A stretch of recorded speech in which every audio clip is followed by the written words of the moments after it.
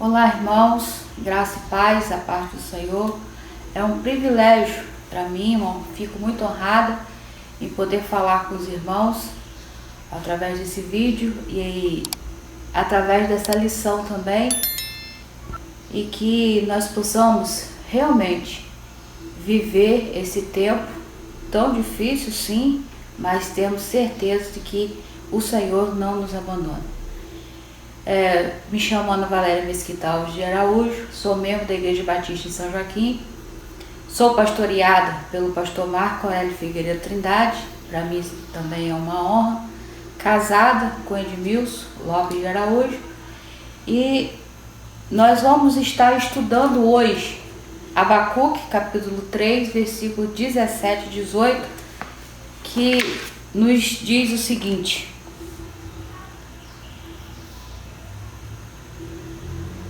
Abacuque, capítulo 3, versículo 17 e 18. Porquanto, ainda que a figueira não floresça, nem haja fruto na vide, o produto da oliveira minta, e nos campos não produzam mantimentos, as ovelhas amalhadas sejam arrebatadas, e nos currais não hajam vaca. Todavia eu me alegrarei no Senhor, exultarei no Deus da minha salvação. De repente, o que aconteceu? E a vida mudou. Fomos, de uma forma repentina, obrigados a nos acostumar com o novo. E vem à nossa mente algumas perguntas. Como vai a vida? Como vai ficar a família? E o trabalho, como vai ser? E se chegar o desemprego? Ainda que a nossa vida não esteja como a gente gostaria, não vamos desistir de viver. Ainda que o nosso relacionamento familiar não esteja bom, não vamos desistir da família. Ainda que a nossa fé não esteja firme, não desistiremos de Deus. Nesse texto de Abacuque 3, 17 e 18, nós vamos tentar entender a sua mensagem para esse tempo. Um tempo que nos traz muitas dúvidas, sim, mas também um tempo que nós podemos crer que Deus continua sendo o mesmo, não perde o rumo, não perde os seus propósitos, não muda, né? Porque Ele é imutável. E nós vamos, sim, experimentar momentos difíceis. E o que nós vemos também dentro do livro de Abacuque, Abacuque 2:4, que o justo viverá pela fé. E é isso que nos impulsiona a continuar, confiar e termos a confiança em Deus. E eu quero deixar, dentre tantas outras coisas, trazer para os irmãos um pouco sobre Abacuque. Abacuque é um dos 12 profetas menores. Viveu num momento de adversidades, momentos difíceis também, como ele passou. Ele estava vivendo essas adversidades porque ele previa já que seria invadido, né, Jerusalém, Israel seria invadido pela Babilônia. E nós começamos a ver na vida desse homem algumas nuances que nós queremos refletir um pouco. Mesmo com os seus sonhos que poderiam ser frustrados, mesmo que quando ele plantasse, ele não colheria, mas ele vivia numa incertezas morais e espirituais. A adversidade social abalava a sociedade do seu tempo. Ele então, o próprio Abacuque, nos oferece a jornada espiritual de um homem que vai da dúvida à adoração, da incerteza à fé, da angústia à segurança em Deus. E ele demonstra ser uma pessoa cheia de grande senso de justiça que não permite ignorar a violência vigente. Seu desafio era aprender a confiar naquele que tudo pode e que é fiel. Tudo que ele plantou, tudo aquilo que esperava colher, tornou-se decepção.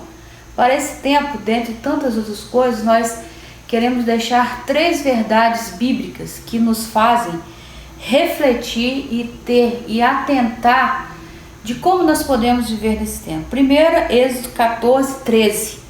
Não temais, aquietai-vos. Segundo, Ruth 3,18. Espera. E por fim, Salmo 46, 10. Aquietai-vos e sabei que o Senhor é Deus.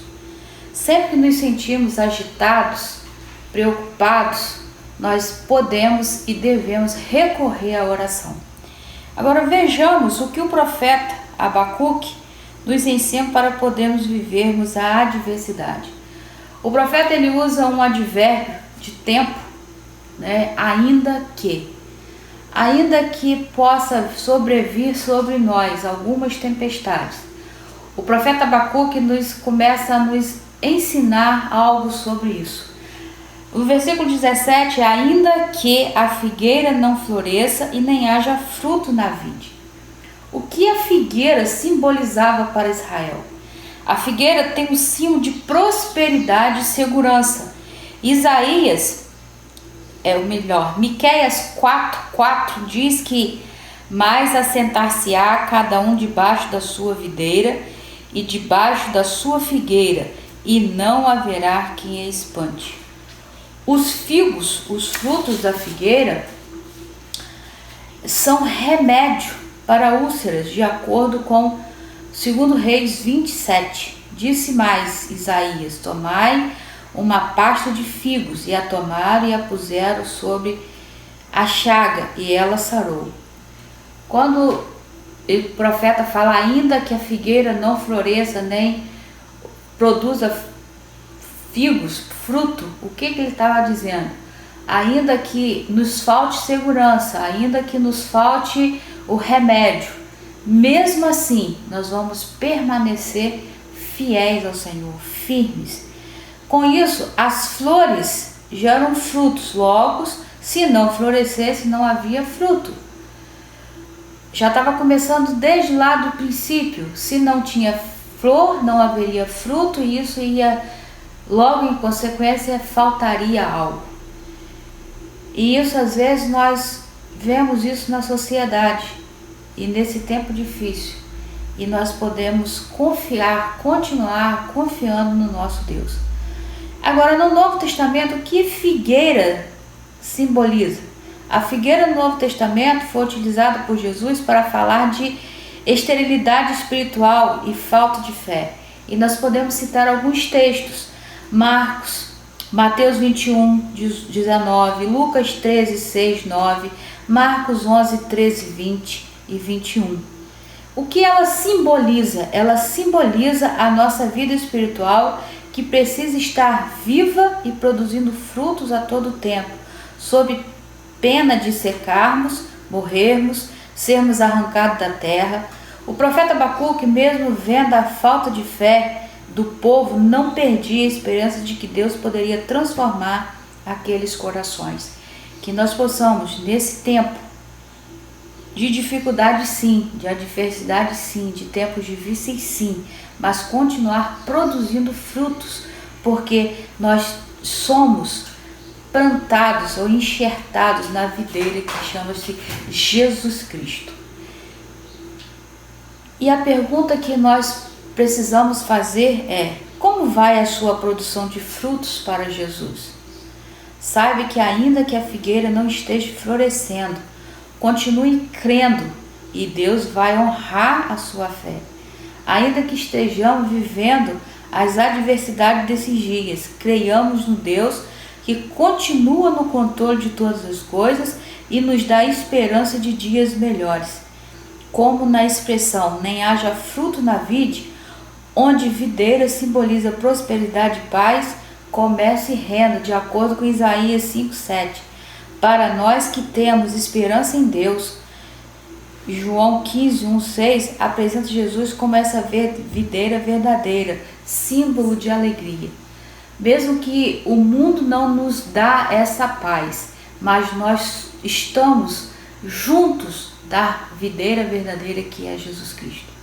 Que nós possamos entender isso, que possa faltar tudo, que possa faltar o remédio, pode faltar segurança terrena, mas nós podemos ter a segurança da vida, de vida, porque nós estamos juntos da videira verdadeira chamada Jesus Cristo. O segundo ponto que nós queremos destacar, que também está no versículo 17, ainda que fale o produto da oliveira. A oliveira é nativa da Palestina e muito comum ali. Quando o povo de Israel entrou para tomar posse da terra prometida, em Deuteronômio 6:11 vai falar sobre isso. O fruto da oliveira é a azeitona, de onde se produz o azeite, que serve para unção, entre outras utilidades, e também como remédio, para curar feridas. Um fato curioso é que a oliveira é uma das poucas árvores capazes de atingir séculos de vida sem nunca adoecer. Daí a associação dela com a cura, a saúde, a longevidade. Podemos dizer que, ainda que falte a saúde, que falhe a saúde, todavia podemos confiar em Deus, pois Ele pode curar todas as enfermidades. Você está precisando de cura? Alguém da sua família precisa de cura? Está enfermos?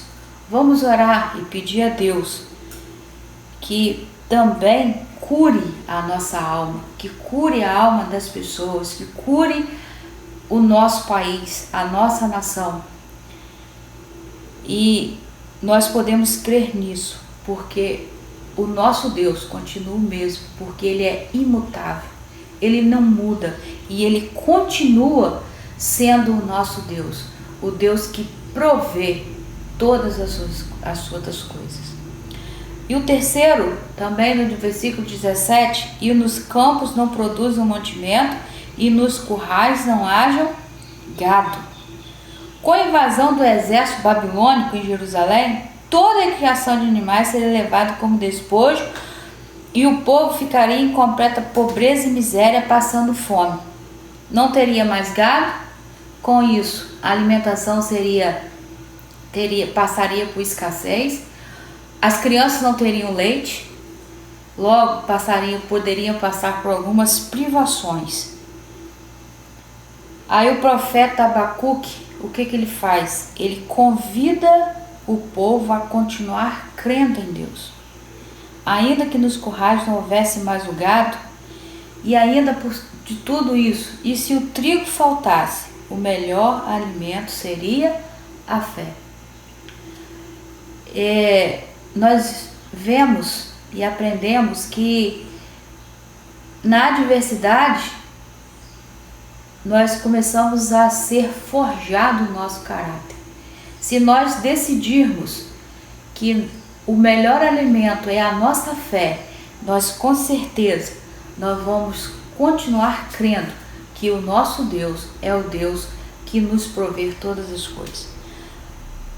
Depois de tudo isso que o profeta apresenta, ele apresenta toda a dificuldade, ele apresenta tudo aquilo que poderia vir a acontecer, e depois nós vamos ver que isso aconteceu. A cidade, Jerusalém foi desolada.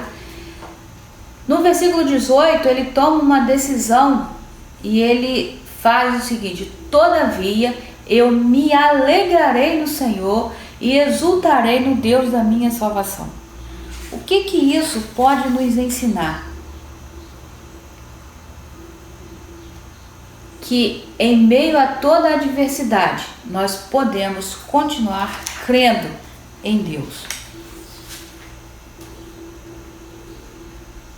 O que nós vemos? Depois que os babilônicos passaram por Judá, não restaria muita coisa de valor. Abacuque 2,17 vai falar dessa destruição. Destruiriam as construções, saqueariam os tesouros, devastariam lavouras e pomares.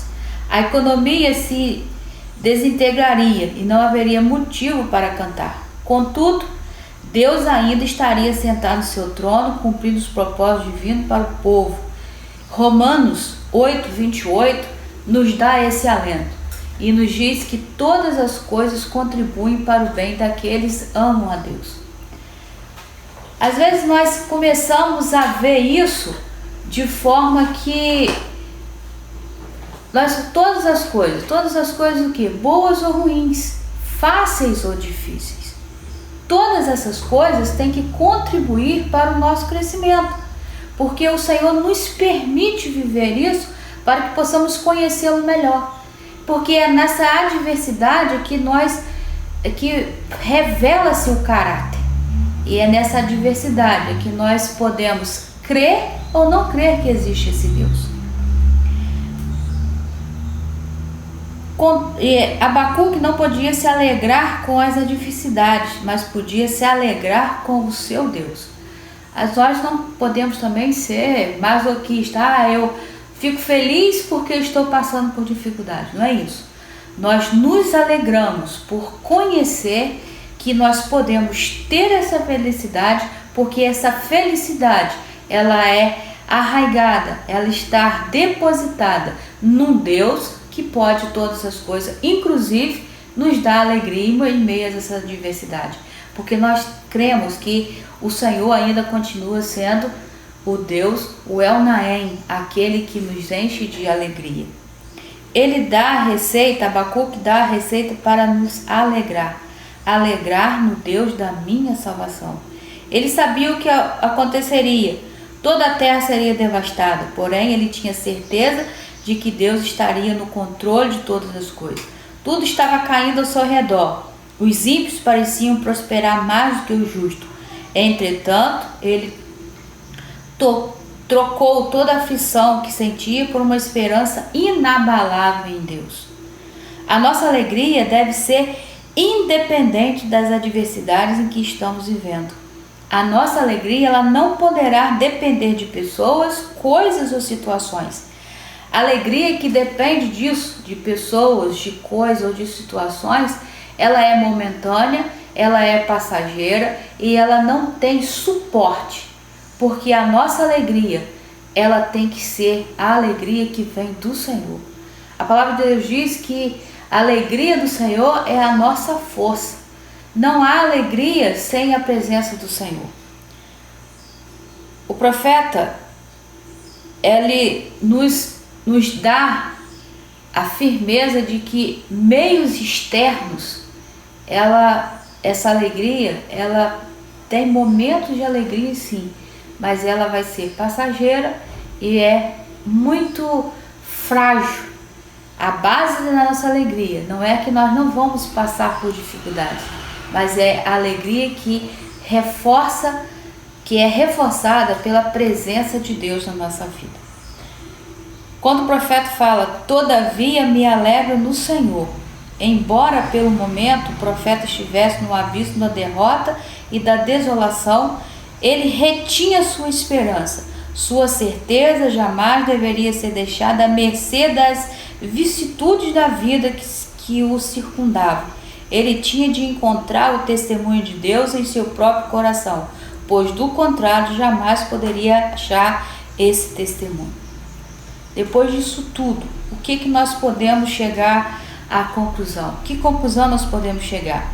Mesmo em meio à ruína absoluta de fome e abjeta que ocorreu quando os babilônios capturaram Jerusalém, como está escrito em Lamentações 2, 12, 20, 4, 9 e 10 e 5, 17 e 18, o profeta estava preparado para confiar em Deus.